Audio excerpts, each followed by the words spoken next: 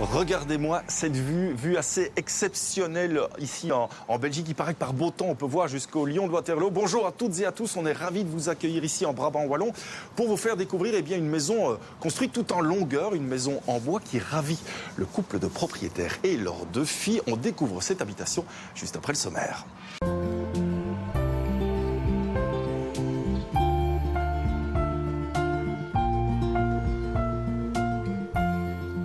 On va évoquer dans quelques minutes cette façade côté rue, façade quasi aveugle. Mais regardez ce petit détail, quand je vous parlais de l'importance de la vue, depuis cette petite fenêtre à gauche de la porte d'entrée, on a déjà une vue plongeante vers la vallée.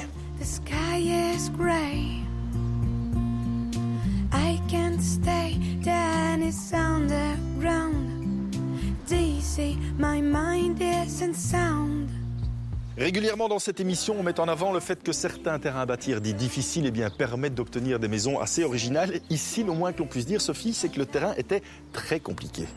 Oui, en effet, il était vraiment très très pentu, c'était un véritable trou. Personne n'osait y bâtir, il était à vendre depuis 10 ans.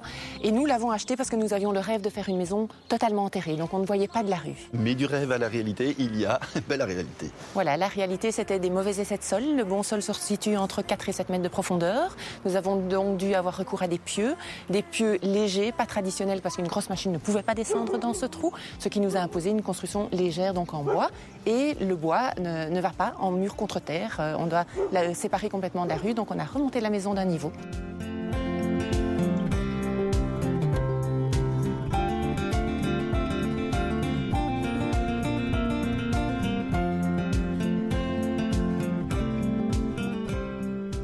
Une fois à l'intérieur, Sophie, ce qui marque vraiment, c'est cette impression de longueur. Oui, la maison se développe exclusivement en longueur, sur 27 mètres de long. Ouais. Tout est vitré. En fait, on l'appelle la maison tramway. On avait envie que toutes les pièces s'ouvrent vers cette magnifique vue dont on profite comme ça de partout. Ici, au rez-de-chaussée, c'est vrai qu'on va retrouver ces espaces de vie. On va aussi retrouver votre chambre et votre salle de bain. Oui, c'est une maison qu'on voulait très confortable pour nos vieux jours éventuellement. Donc avoir un contact facile entre la chambre et la cuisine, c'est très agréable et ça donne un aspect maison de vacances. Oui, en parlant de maison de vacances, justement, c'est vrai que vous avez de la chance avec cette vue, mais vous allez voir que dans d'autres pays, d'autres contrées, il y en a qui ont peut-être encore un peu plus de chance.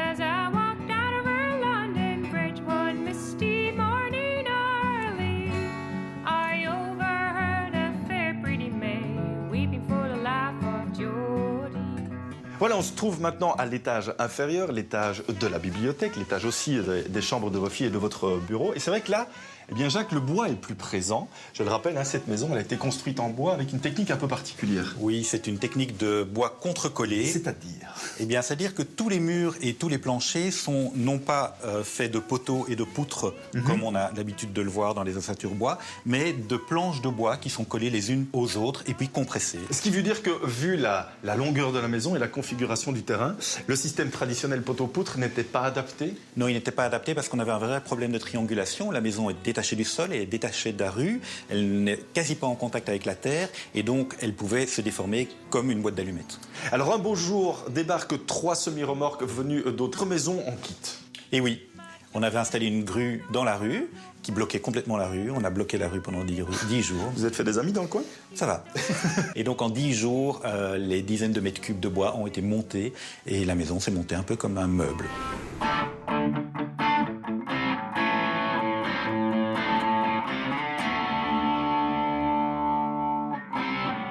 Évidemment, avec un mari musicien, on se doit d'isoler acoustiquement la maison. Et c'est vrai qu'on le sait, c'est un des problèmes du bois, c'est la propagation du son.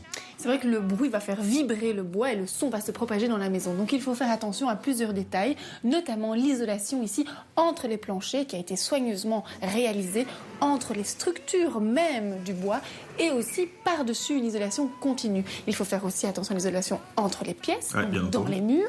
Et puis, une dernière chose, les portes, qui sont souvent un point faible pour la transmission du bruit. Et ici, on utilise des portes pleines. On y place aussi un petit joint pour limiter là aussi la propagation du son. Et puis, dernier petit détail, c'est que quand on a une porte pleine, On ne fait pas de serrure parce que forcément, le qui bruit dit passe. serrure dit trou et donc dit propagation du son. Et petit curieux. My Jody never stole no cow, no calf. He never killed anybody. He stole 60 of the king's royal deer and sold them in Bohanny. Two pretty babies have I born, the third lies in my body. I'd freely part with them, everyone. J'espère que vous avez été attentifs aux explications de Jacques par rapport à la construction de cette habitation, puisque cette technique de construction va vous permettre peut-être de remporter 1 an d'abonnement au magazine Déco-Idées. Alors cette maison en bois a-t-elle été construite avec un système de poteaux, poutres, de contre-collés ou de collets cloués?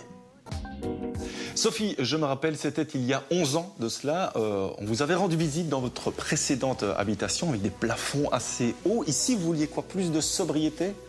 On voulait plus de sobriété, on voulait des espaces plus cosy aussi, donc des hauteurs sous plafond moins grandes et de la sobriété au niveau des couleurs. On a joué avec 2 tons, donc l'anthracite et le blanc qui contrastent bien et qui permettent de dissimuler des espaces de rangement pour ne pas avoir trop de meubles.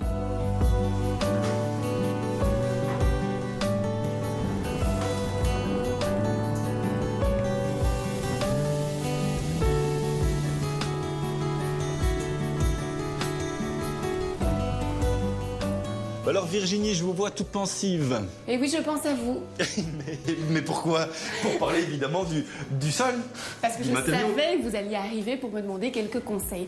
Alors oui, au niveau du sol, on a un matériau homogène partout à ce niveau de la maison. C'est du chêne, un chêne qui est traité en usine. Il est blanchi, donc ça donne un petit côté très doux et très chaleureux à l'intérieur de la maison. Et ce chêne, on va le retrouver aussi en pourtour de la baignoire située sous la fenêtre avec vue. Eh bien oui, il va aménager l'ensemble de la salle de bain. Alors comme vous le dites, on a vraiment le caisson de la baignoire, mais on a aussi le plan de travail pour les lavabos et les 2 petits plans de travail qui s'entrecroisent pour faire un petit espace coiffeuse, maquillage, et ça manque souvent. Ici, on a pu se le permettre. Alors je reviens sur ce bois, c'est aussi du chêne. Ce n'est pas exactement le même traitement qu'au sol. Ce sont des petites planches de lamelés collés, c'est ce qu'on appelle l'assemblage de planches, qui donne un bois résistant, qui a été verni mat ici pour être étanche et qui fait une belle association dans l'ensemble de la salle de bain.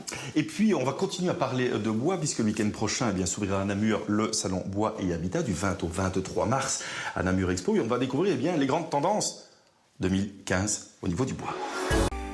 Jacques, on reprend un peu de recul pour redécouvrir votre façade qui est, je le disais en début d'émission, quasi aveugle. Oui, elle est quasi aveugle, c'est de la façade côté rue, donc on voulait s'en protéger au niveau du bruit et au niveau visuel, et surtout que de l'autre côté, on a une vue tellement belle qu'on l'a complètement vitrée. Parlons un peu aussi de la brique, cette brique qui est là posée presque sans joint. Alors, c'est une plaquette de briques, ce sont donc des briques moulées main qu'on a recoupées en 3 et qui sont directement collées sur l'isolant, et en effet, elles sont collées sans aucun joint, qui n'était pas nécessaire, et esthétiquement, c'est beaucoup plus beau. On ne l'a pas encore dit, Virginie, mais cette grande surface, cette grande façade vitrée, elle est située plein est. D'où le fait que Jacques et Sophie avaient envie de créer aussi cet espace verrière pour amener une autre lumière. Mais c'est sûr que la verrière va aller chercher d'autres rayons du soleil. De l'autre côté, on va avoir l'ouest qui va pouvoir pénétrer en fonction des saisons aussi. Et puis la verrière amène un éclairage zénital qui est vraiment très agréable. Tout en longueur, on l'a vraiment créé comme la maison, dans la même ligne. Et elle se place au-dessus de la table à manger, donc c'est impeccable. Vous parlez de ligne, et c'est vrai qu'au niveau du mobilier de la cuisine, on va retrouver une certaine linéarité. Et oui, une très belle continuité au niveau des joints et des rigoles de porte, ce qui permet en général d'attraper la porte. Alors vous allez le voir, parfois elles sont fictives, comme celle-ci, mais ça permet de garder une continuité des lignes jusqu'à ce petit meuble qui est un meuble plus étroit, très pratique pour le rangement de la salle à manger et qui va permettre aussi de servir de garde-corps pour l'escalier. Et puis il permet aussi de créer une séparation entre le salon et cet espace cuisine-salle à manger. On découvre le truc de Robert Essard. Voilà, on va porter maintenant un dernier regard sur l'intérieur de cette habitation. La semaine prochaine, on va prendre un peu de hauteur. On va aller faire un petit tour en montagne, à Orsières plus précisément en Suisse. Je n'en dis pas plus pour l'instant. D'ici là, surtout portez-vous bien. Et n'hésitez pas à embellir vos maisons. À très bientôt, au revoir.